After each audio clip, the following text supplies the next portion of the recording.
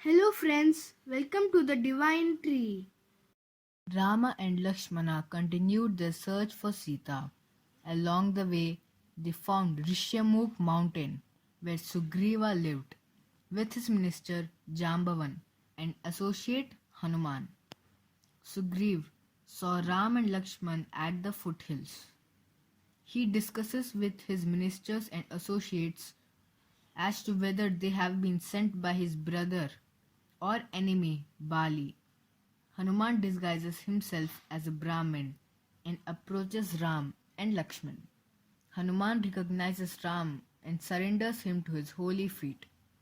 He tells Ram and Sugriv he had seen Sita's abduction while Ravan was taking Sita in the mid-air. Ram asks Sugriv why he was residing in the mountains instead of Kishkinda in his royal palace. Sugriv tells the story of how his brother Bali became his enemy. He thus narrates, after the demise of our father, Bali, my elder brother was crowned as the king. There was a great enmity between Rakshasas, Mayavi and Bali owing to some female.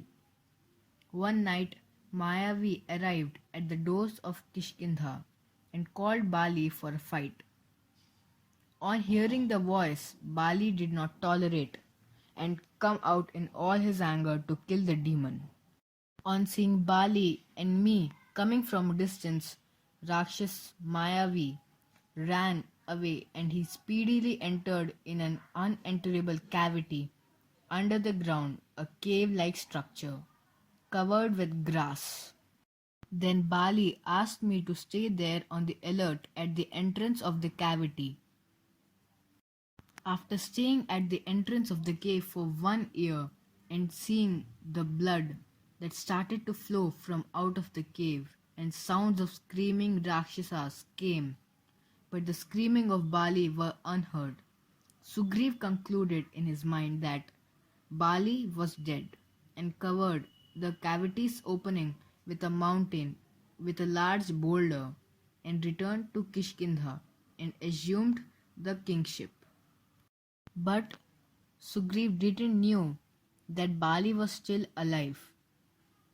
And after killing Mayavi, when Bali could not find any exit from coming out of the cavity as its mouth was closed by the large boulder, in anger he smashed the hilltop and from the Bali exited that way and journeyed back to the kingdom. And to his surprise, Sugriv was ruling his place. His eyes were reddened in anger, and he concluded that his brother had betrayed him.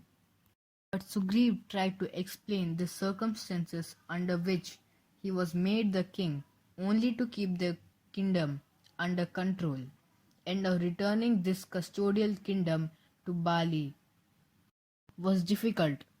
But Bali, in a rage, threw out Sugriv out of the kingdom.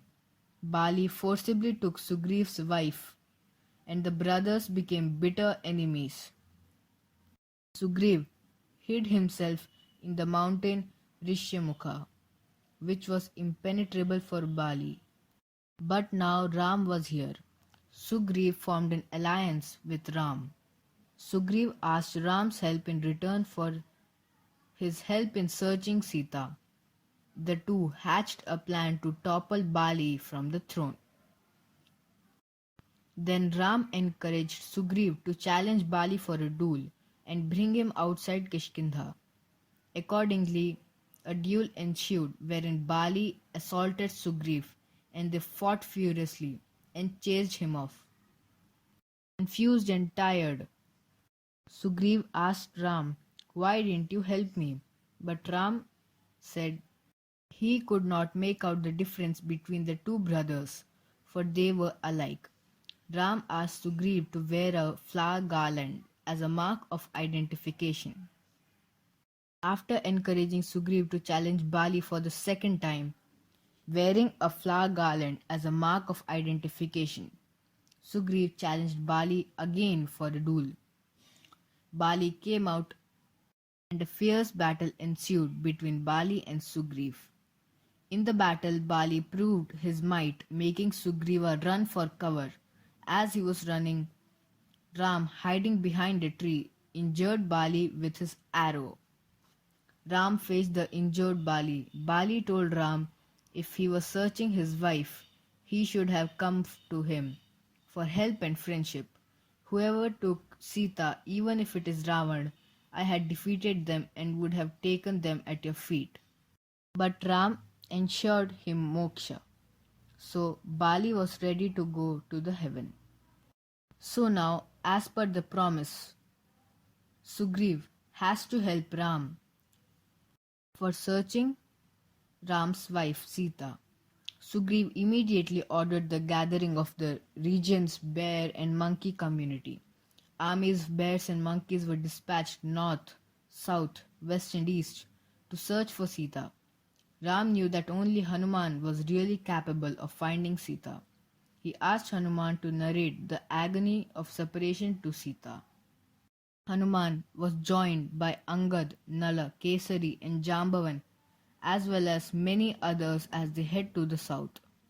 As the army approached the coast, Jambavan and Angad saw a cave by the shore of ocean, where they rested, and the next day Angad spotted the island where Sita was trapped. He told the monkeys that he was sure that Sita was captive in Lanka. The island was 400 miles away and added that whoever crossed the vast ocean would accomplish the task. Angad said he could cross the ocean in one leap, but he won't be able to come back. While the discussion was on, Hanuman was seated in silence. When all the options ran out, everyone's eyes were set on Hanuman. Jambavan reminded Hanuman about his extraordinary latent powers. Jambavan knew that Hanuman was the only one capable of the task. He also told Hanuman that he was born to accomplish the work of his master Ram. This filled Hanuman with courage. This is the end of Kishkinda Kanda, the fourth Kanda of Valmiki Ramayana.